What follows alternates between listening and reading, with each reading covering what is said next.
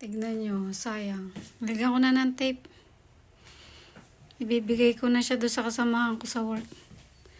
Kasi hindi ko na siya madadala. Malayo kasi lilipatan ko sa Toyama. Tapos ito.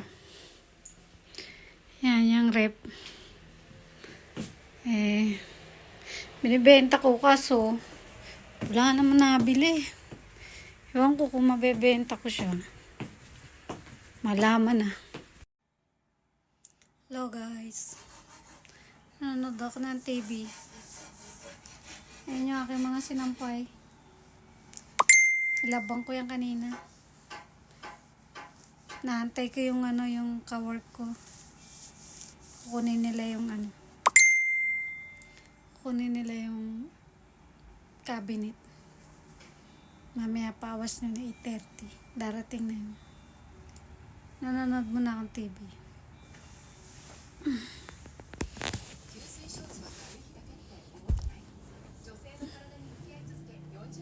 Malamig na. Nanakit ang buto ko. Kaya nakaganito ko.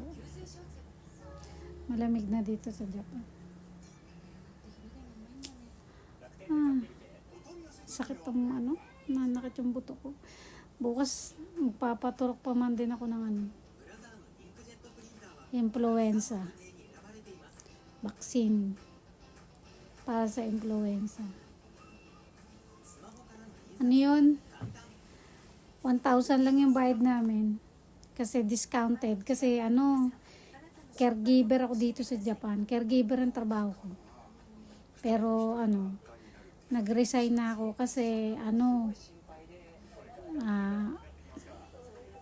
lilipat nga kasi ako ng lilipat ako ng Toyama ngayon.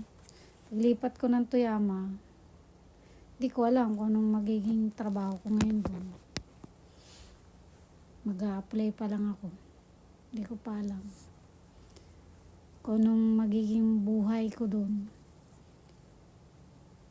Bahala na. Tatry ko lang paano ba? Tatry ko yung buhay sa Toyama. Ngayon dito kasi ako nakatira sa Osaka. 9 years na ako mahigit dito sa Osaka. Ngayon, malaman na kung anong magiging buhay ko sa Toyama. Kung magkakaroon ba ako ng ng maayos na work or may hirapan ba ako mamuhay doon.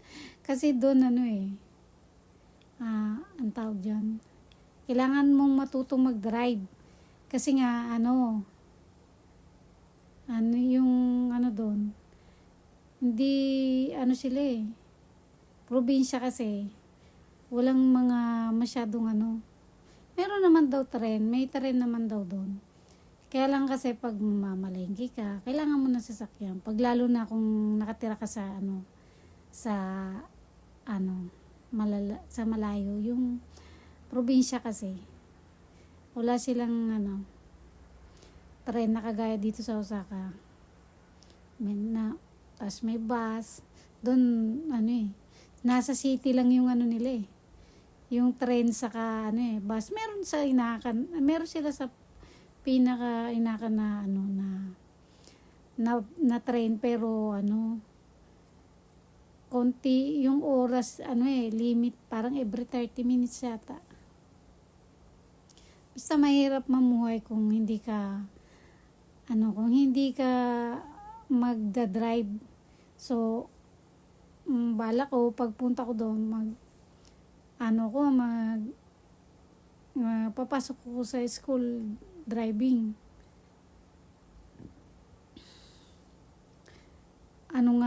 Parang napapais pa ako kasi 45 na ako this year Tapos ngayon lang ako mag-aaral ng driving. Maroon ako ng motor. Ngayon dito sa Osaka, yung motor ang ginagamit ko, yung Genski, kung tawagin nila, yung 50cc. Yun ang ginagamit ko dito sa service, saka pagpapasok sa work, tapos bike. Yun ang ginagamit ko. Pero Ang lisensya ko, yung pang 50cc na motor lang. Ngayon, pagpunta ko ng Toyama, balak kong pumasok sa driving school. Malaman na. Tatry ko, malaman na. Kasi kailangan nga daw na matuto mag-drive. Ngayon, kung hindi ako, kung mahihirapan ako sa pamumuhay doon, kung naputol, niisip ko kung mahirapan ako doon sa Toyama, mamuhay. Magano na lang ako. Siguro babalik ako ng Osaka. Ganon. Kasi doon kasi nag-snow. Ngayon, kung hindi ka matututo mag-drive ng car, mahirap maghanap ng work at mahirap pumasok sa trabaho kung hindi ka marunong mag-drive, kung wala kang sariling sasakyan. Kaya, malaman na, itatry ko pumunta ng Osaka. Bahala na. Pumunta ng Toyama, hindi pala Osaka. Pumunta ng Toyama. Iniisip ko kung hindi ko kakayanin. Halimbawa, mahirapan ako sa Toyama, manirahan.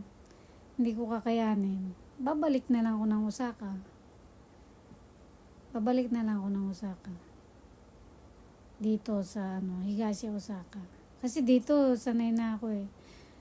Alam ko na yung lugar. Tapos hindi ko kailangan mag-drive ng sasakyan kasi may bus, may train. Napaka-convenient yung paninirahan dito sa Osaka. Malaman na kung anong magiging buhay ko doon. Samahan nyo ko sa magiging buhay ko sa Osaka. Sa susunod na vlog ko, papakita ko sa inyo. Pero may isang buwan pa kasi ako dito sa Osaka.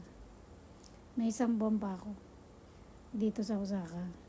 December ko kasi balak pumunta ng Toyama, lumipat.